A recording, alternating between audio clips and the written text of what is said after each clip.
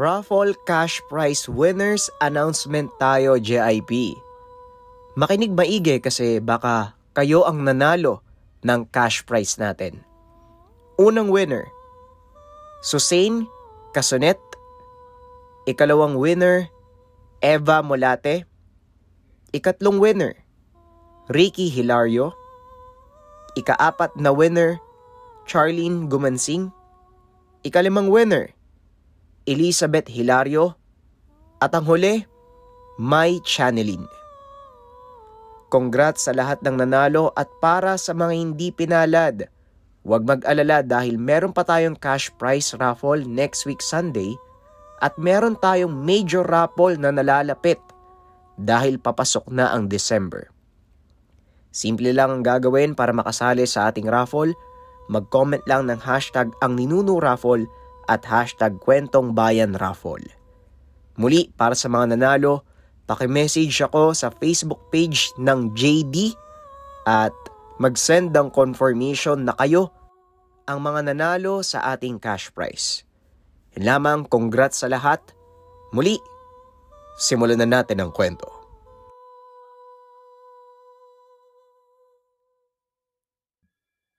Ang kwentong ito ay hango sa totoong buhay. Mula ito sa isa nating kabayan na itago na lang natin sa pangalang Gimo.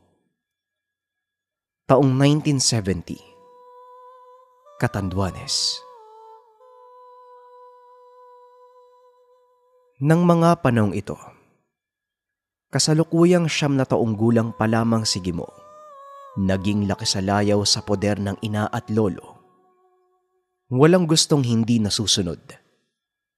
Lahat ay posible kaya naman pakiramdam ng bata ay hawak niya ang mundo. Dahil sa kinaya naman ng pamilya na ipasok siya sa paaralan. Madalas pumapasok si Gimo at marami ang naging kaibigan kaya nagiging madali ang buhay.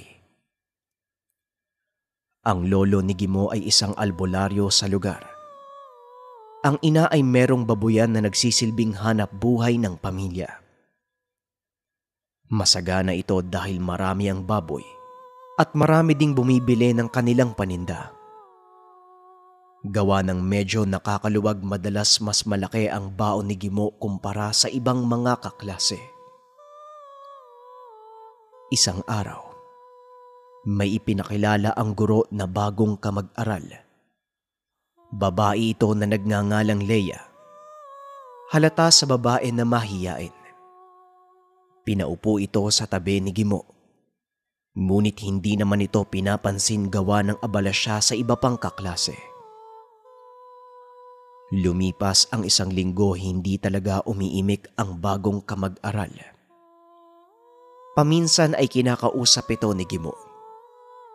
Ngunit tango at ngiti lamang ang tugon sa kanya.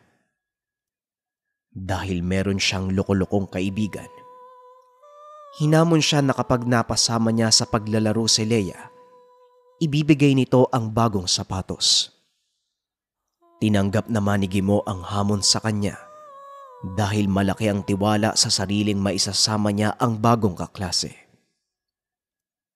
3:00 ng hapon, bago pa man makalabas sa bakod ng paaralan, hinawakan ni Gimo sa braso si Leia.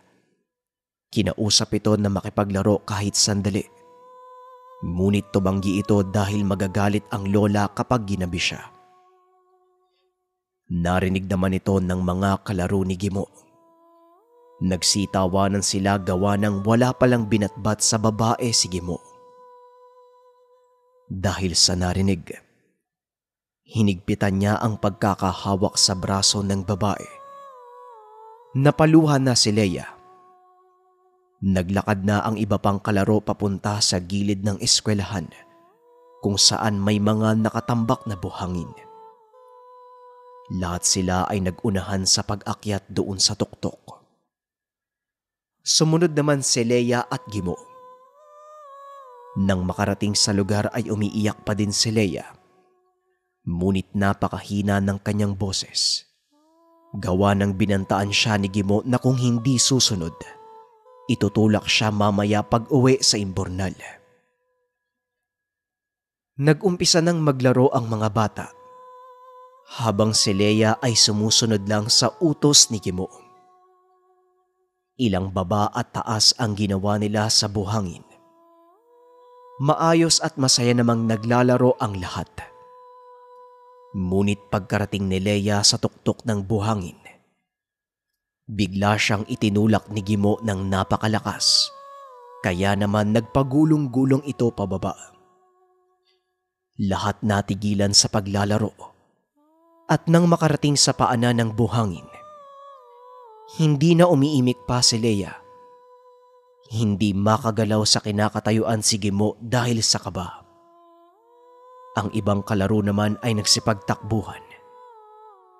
Maya-maya pa ay bumangon na si Leia. May kaunting galos sa muka at braso, ngunit nakakayanan namang tumayo ng babae. Bago pa man umalis si Leia, nagwika itong magsusumbong sa kanyang lola. Dahil sa medyo naginhawaan si Gimo, tumawa lang siya ng malakas matapos magsalita ni Leia.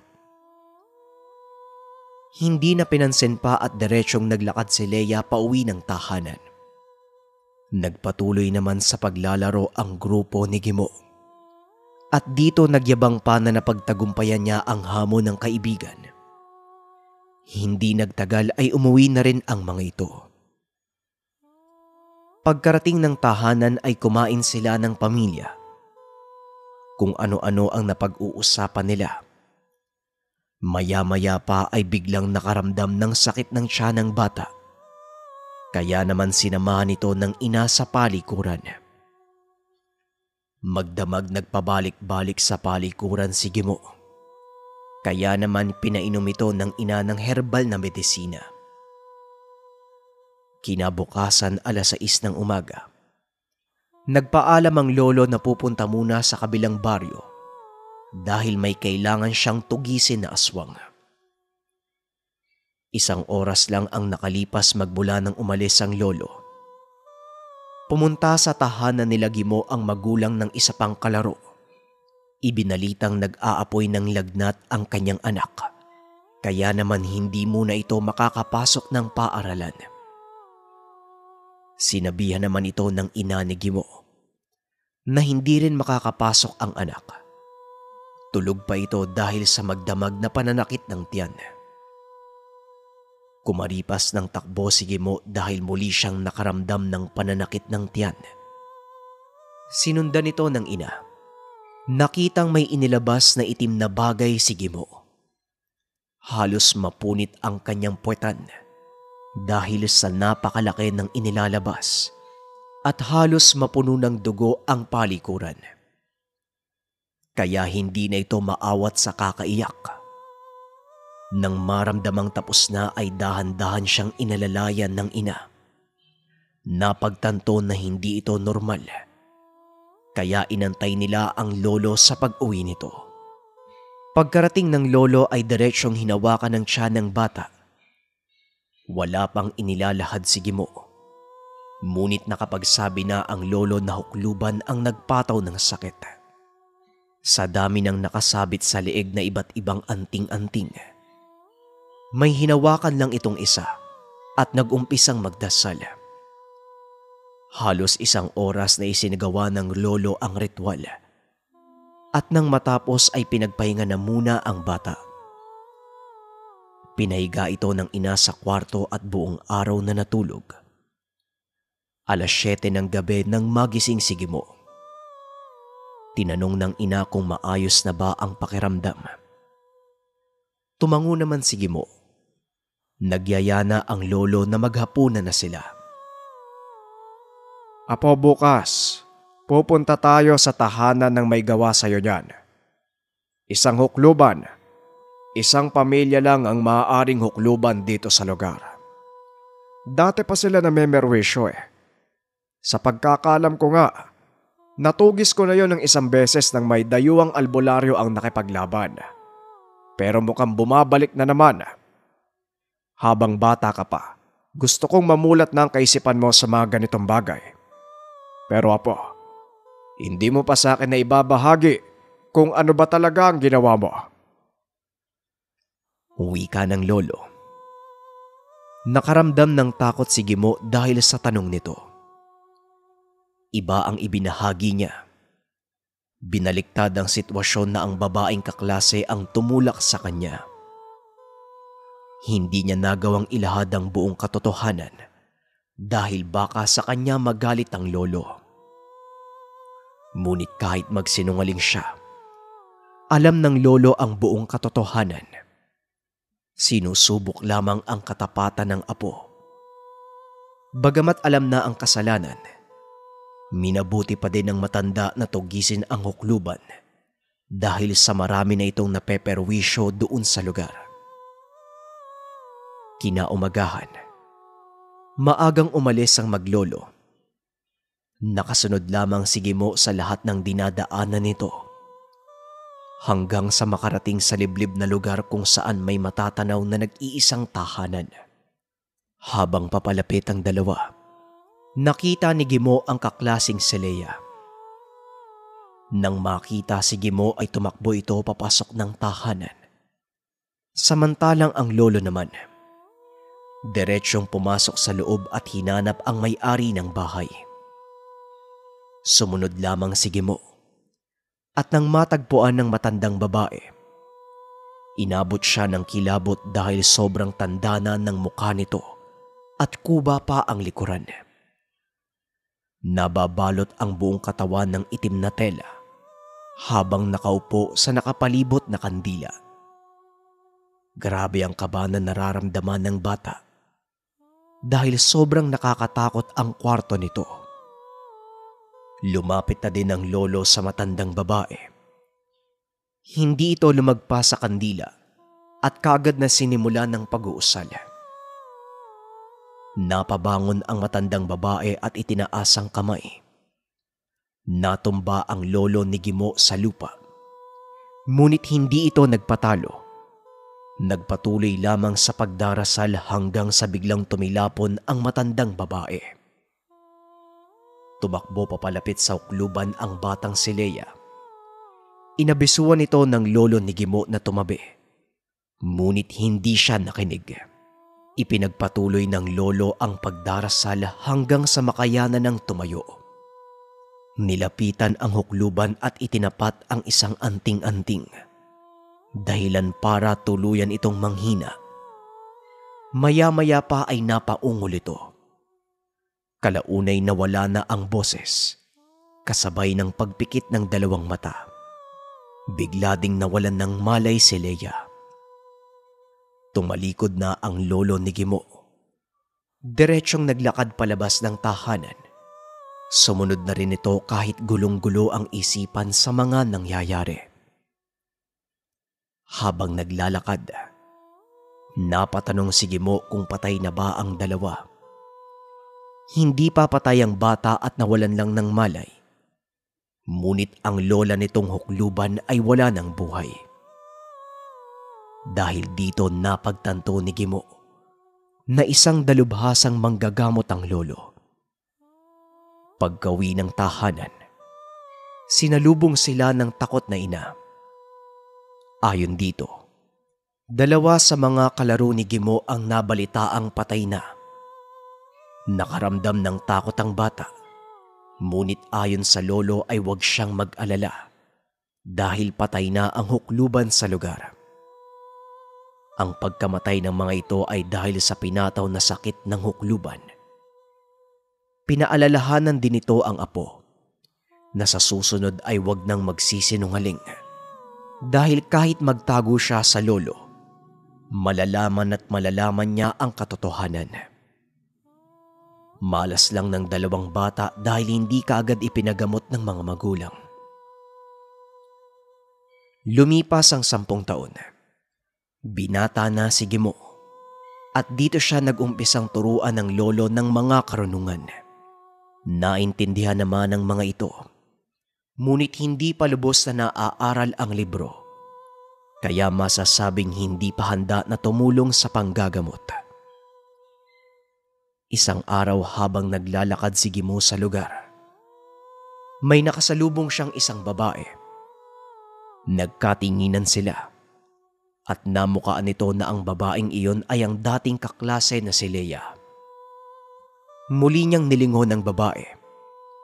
Laking gulat niya dahil nakataas ang kaliwang kamay nito. Walang ano-ano ay natumba na lamang si Gimo. Labi siyang nanghina hanggang sa mapapikit na lang ang mga mata. At sa pagkakataong iyon, walang kaalam-alam si Gimo na ang gante ng minsang inaping kaklase ay nangyayari na sa kanya ngayon. Tumalikod na ito at naglakad papalayo sa lugar. Nang makita siya ng lolo ay kaagad siyang nilapitan. Hinawakan nito ang dibdib ni Gimo. Ginamitan nito ng malalim na kaalaman ng hukluban. Ito ang bumawi ng isang buhay sa pamamagitan lamang ng pagtaas ng kaliwang kamay. Isang paraan ito ng hukluban na isang beses lang nila pwedeng gamitin dahil ang kapalit nito ay sarili nilang buhay. Ito na nga bang sinasabi ko? Hindi kita nahanda kaagad sa pwedeng mangyari. Wika ng manggagamot habang nakayakap sa bangkay ng apo. Hindi na ito bago sa matanda. Gawa ng dati na ding sumubok na maging manggagamot ang ama ni Gimo. Ngunit kapareho sa anak. Ito ay namatay sa kalagitnaan ng pagsasanay. Mahirap man ang sitwasyon. Ngunit isa ito sa mga panganib kapag nag-aral ka ng lihim na karunungan. Kaya naman ang tanging malalakas ang paniniwala at pananampalataya ang nagtatagumpay. Dagdag pa ng matanda. Maaaring ang pagiging hukluban ni Leia ay namana niya sa lola at ginamit itong paraan upang makagante sa minsang nang ape sa kanya. Samantala, hindi man naging madali sa pamilya ang kaganapan, ngunit ito ang kanyang kapalaran kaya unti-unti nilang natanggap. Ayon sa kanyang lolo, kung mas dinoble sana ni Gimo ang pag-aaral, maaaring malabanan niya ang hukluban sa pamamagitan ng pagkontra ng mga dasal. Ngunit ating tandaan na ang lahat ng ito ay nagsimula dahil sa hindi pagrespeto sa ating kapwa. Ang susunod na kwento, mula sa ating kabayan na itago na lang natin sa pangalang Serbo. Nangyari ito sa lugar ng Camarines Norte. Bata pa lamang ay nasanay na si Serbo sa mga away kanto. Nakatira sila sa isang baryo kung saan marami ang naninirahan, kaya dikit-dikit ang tahanan. Ang kadalasang away sa lugar ay dahil sa nangangamoy na palikuran. Iisang pader na lang ang ginagamit ng dalawang magkatabing tahanan. Kaya naman madali mong malalaman kung ang kapitbahay mo ay nagluluto o hindi kaya naman gumagamit ng palikuran. Ang tahanan ni Serbo ay nasa dulong parte na ng baryo at sa katunayan. Malapit na sila sa ilog. Paminsan ay merong nakaaway ang ina. Matandang nakatira sa dulo dahil umaalingaso na ang palikuran nito. Hindi naman pala away ang pamilya ni Serbo, ngunit sa gabi-gabing nakakasulasok na napakabahong amoy. Minabuti ng ina na abisuan ito. Ngunit nagulat ang ina dahil palaban ng matanda kaya lumaki ang pagtatalo. Magmula nang magkasagutan ang dalawa, hindi naman na umulit pa ang ina. Ang tahanan nila Serbo ay may 5 nakatira. Ang panganay na lalaking kapatid, siya ang sumunod. Ang bunsong babae na 3 taong gulang, kasama na dito ang ama at ina. Dahil sa 4 silang binubuhay ng ama, napagpasya ni Serbo na subukang maghanap buhay sa Maynila upang makatulong sa pinansyal na pangangailangan. Hindi naman ito pinigilan ng mga magulang. Gawa ng nasa tamang edad na para magtrabaho at kinakailangan din talaga ng tulong. Bago pa man umalis ay nagbilin ito sa ina. O Nay, huwag ka munang makikipag-away sa mga kapitbahay Pagbalik ko na lang. Wika ni Serbo.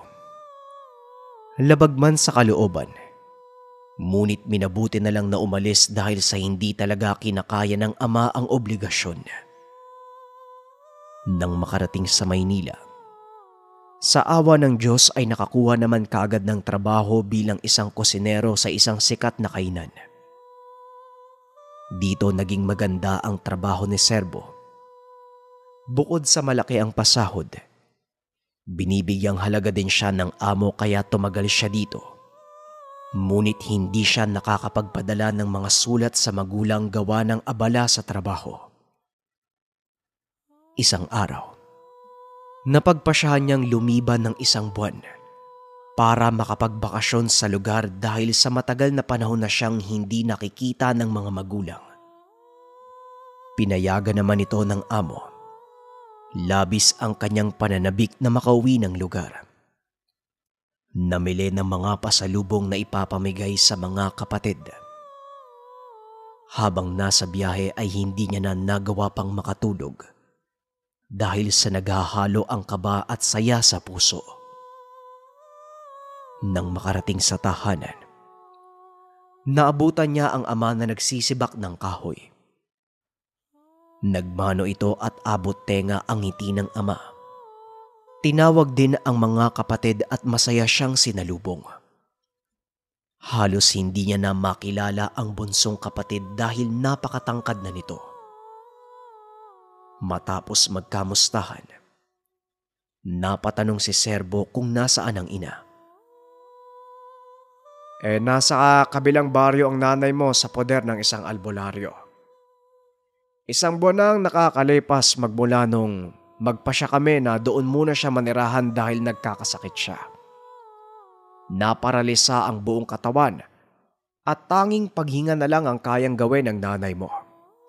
Hindi namin mawari anak kung paano at saan yun nakuha ng nanay mo Ayon sa manggagamot dahil daw sa isang nilalang. Ngunit maging siya, hindi mahanap dahil malakas ang proteksyon ng nilalang laban sa mga albularyo. Hindi namin alam kung hanggang kailan mananatili ang nanay mo sa poder ng albularyo. Pero mas mainam nang binabantayan siya ng isang tao na may alam sa ganitong mga bagay. Pagpapaliwanag ng ama. Dahil sa narinig ay kaagad na hiniling ni Serbo na samahan siya ng panganay na kapatid sa tahanan ng albularyo. Pinayagan naman ito ng ama at pinaiwan sa tahanan ang bunsong kapatid. Sa paglalakad ng dalawa ay may naibahagi ang kapatid. Alam mo, kuya, 5 taon na ang nakakalipas mula nang maging usap-usapan sa lugar ang tungkol sa kapitbahay natin, yung nasa tabi ng ilog. Ayon sa iba, aswang daw po Pero wala namang nakakapagpatunay. Saka nagtatangkang kalabanin kaya ayun. Nandun pa rin nakatira malapit sa atin. At saka kuya, yung itsura niya hindi tumatanda Tignan mo mamaya, silipin natin sa bahay niya. Hindi naman ito pinansin ni Serbo. Dahil hindi na din siya mapakali sa kung ano man ang sinapit ng ina. Pagkarating sa tahanan ng albularyo, naabutan niya ang matanda na nagdarasal sa harapan ng altar. Inantay ito ng magkapatid hanggang sa matapos sa ginagawa. Nang makapasok ay kaagad na tinanong ni Serbo kung nasaan ang ina. Itinuro nito ang kwartong hinihigaan. Pagpasok ng binata ay bumungad sa kanya ang halos butot balat na ina. At gaya ng sinabi ng ama, wala na itong lakas at tanging paghinga lamang ang kayang gawin. Dahil sa sitwasyon, durog na durog ang puso ni Serbo. Naiyak na lamang siya habang niyayakap ang ina. Wala mang emosyon na ipinapakita, ngunit tumutulo ang luha nito habang nakayakap ang anak. Maya-maya pa, pumasok na ang albularyo na may dalang langis sa bote. Nagpasintabi kay Serbo dahil sa kailangan nitong inumin ng ina. Tumulong ang binata na iangat ang likod ng nanay. At dito ay dahan-dahang ibinubuka ng albularyo ang bibig. Ipinainom ang langis sa babae. Matapos nun ay nagbanggit din siya ng usal. Natulala na lang si Serbo nang dahil sa kaganapan. Hindi ko maintindihan kung bakit pilit na itinago ng nanay mo ang pagiging isang mangkukulam. Dating matalik kong kaibigan ng lola nyo. Isa ring mangkukulam, pero hindi ko itinuring na kalaban dahil hindi naman siya salot sa lipunan. Nagagawa lamang nitong mangkulam kung lubos na kinakailangan, lalo na kung may mayayabang na tao. Marahil naman na ito ng ina mo sa yumaong lola. Bago pa man tuluyang hindi makapagsalita ay nakapag-usap kami at ayon sa kanya. Isang beses meron siyang nakasagutan. Dahil sa sobrang panggigigil, naisipan niyang magsagawa ng kulam. Isang linggo din nahawakan ng kaluluwa ng kaaway at bigla na lang itong kumawala sa hindi malamang dahilan. Pagitan lang ang oras magmula ng mabatid ng nanay niyo at pagkatapos, nagsimula na ang tumama ang sakit. Wala siyang kaalam-alam na ang kinalaban niya ay isang aswang. Nagbalik ito ng matinding sumpa. Kaya naman pagkalas nito sa kulam, agarang umepekto ang sumpa sa iyong ina. Pagpapaliwanag ng albularyo. Sa mga narinig ni Serbo, wala na itong ibang gustong gawin kung hindi mahanap ang kung sino mang kaaway ng nanay. Nagsawalang kibo muna ito. Lumabas na muna ng tahanan ng albularyo at nagpalipas ng oras. Nagpaalam muna si Serbo sa ina at sa manggagamot. Sa paglalakad ng dalawa, naitanong nito sa kapatid kung sino ba ang nakaaway ng ina nung mga panahong nasa Maynila siya. Ang tanging nabanggit lamang nito, ang kapitbahay na dati pang nakasagutan ng ina. Muli silang nagkasagutan ilang araw bago pa mag-umpisang magkasakit ang nanay. At dahil dito, wala nang ibang nasa isip si Serbo kung hindi puntahan ng tahanan ng kapitbahay. Nang makarating ang dalawa ay wala namang naabutan. At dahil bukas ang pinto, nanghas na pumasok si Serbo at wala din naman palang napala dahil halos walang laman ng tahanan, maliban na lamang sa isang lamesa at damit na nakakalat sa sahig. Nang akmang aalis na sana ang dalawa ay biglang dumating ang matanda. Tinitigan sila ng masama. Hinila na ng kapatid si Serbo kaya hindi na ito nakabalik.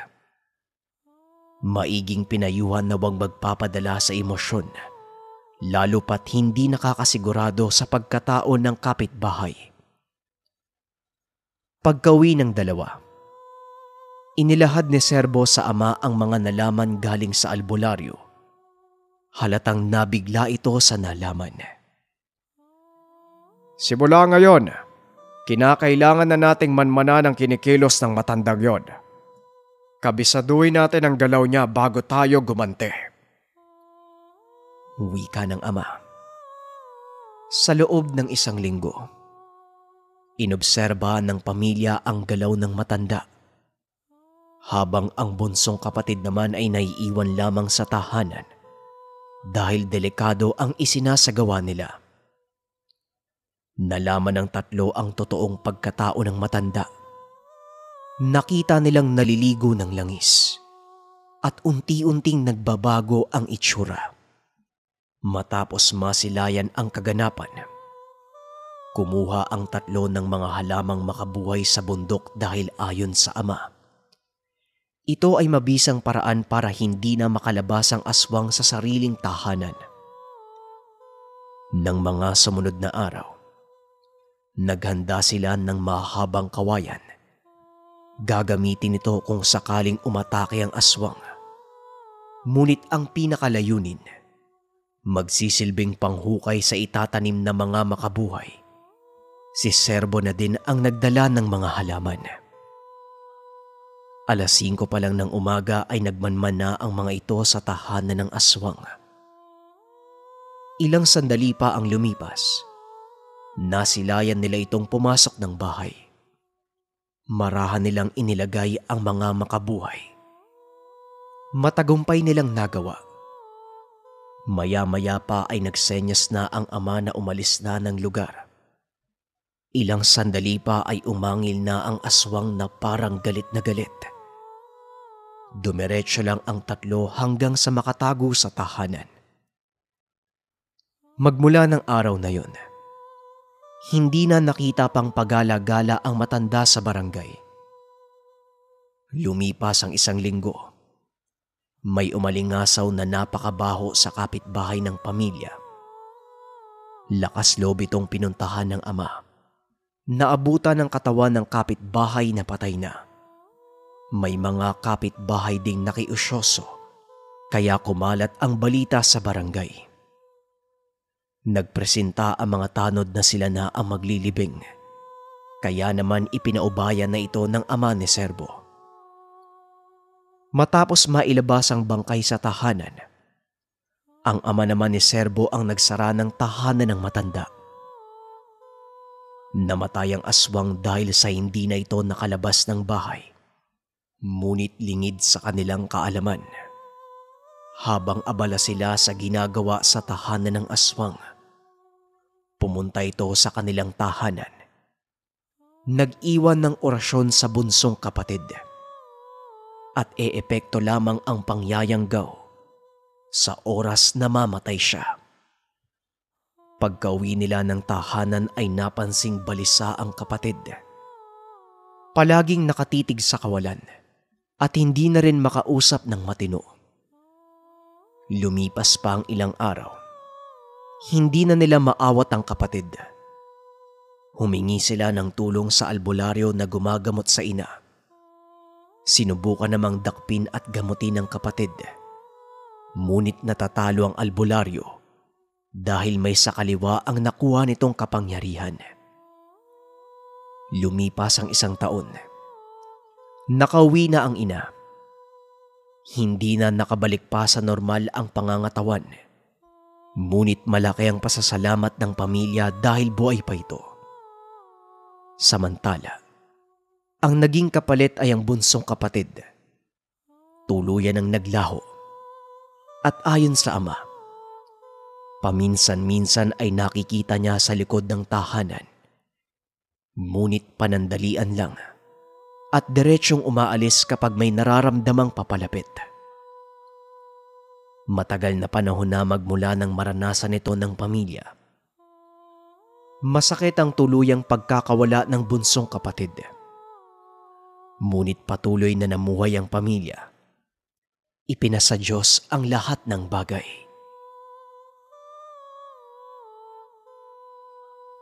Maraming salamat sa pakikinig ng ating kwento, JIP. Ang masasabi ko lang, respeto sa kapwa. Yun lang yung pinakapanghugutan natin sa kwentong to eh. Kasi lahat nagsimula sa bangayan at pag-aalipusta. Kaso madaling sabihin, mahirap gawin lalo na kung napeperwisyo yung lugar natin dahil sa mga normal na kaganapan. Pero siguro JIP lahat naman makukuha sa maayos na usapan. Kaya naman iba yung pag-iingat ang kailangan nating gawin. Yun lamang, maraming salamat. Huwag kalimutang mag-comment ng #ang Ninuno Raffle at #kwentongbayan Raffle. Paalam.